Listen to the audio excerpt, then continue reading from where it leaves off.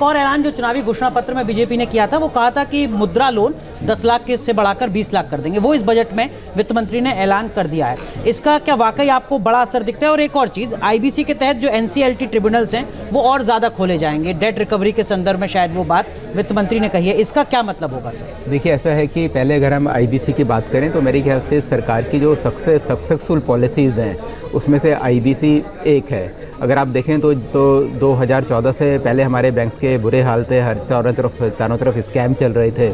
और अगर बैंक्स की बात करें तो बैंक्स में एनपीए काफ़ी ज़्यादा थे, और जिन कंपनीज़ को लोन दिए हुए थे उन कंपनी की ये हालत थी कि उनके ऊपर डेट काफ़ी ज़्यादा थे, और काफ़ी सारे केसेस में जो उनके प्रमोटर थे उन्होंने वो पैसा साइफन ऑफ भी किया था। तो जब ये कंपनियां एनसीएलटी में गई तो उसके बाद इनकी बैलेंस शीट साफ जो क्लियर होनी शुरू हुई, बैंक के एनपीएस कम हुए।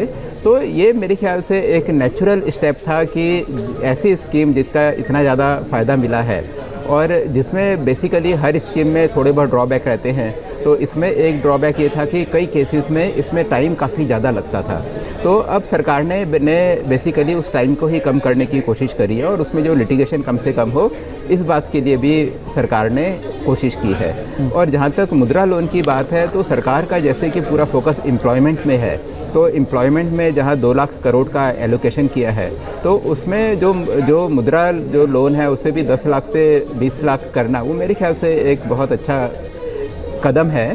पर हमें ये देखना पड़ेगा कि अब तो भी मेरा ये मानना है कि जो ऑर्गेनाइज सेक्टर या जो प्रॉपर जो टॉप क्वालिटी की जो जॉब्स हैं उसी पे हमारा फोकस होना चाहिए। अभी तक क्या होता था कि जो भी हमारा डेटा था हम लोग लाइवलीहुड को और जॉब्स को दोनों को हम लोग मिक्स करते थे, और दोनों को मिक्स करने के बाद जो भी हमारे नंबर आते थे वो हम बताते थे।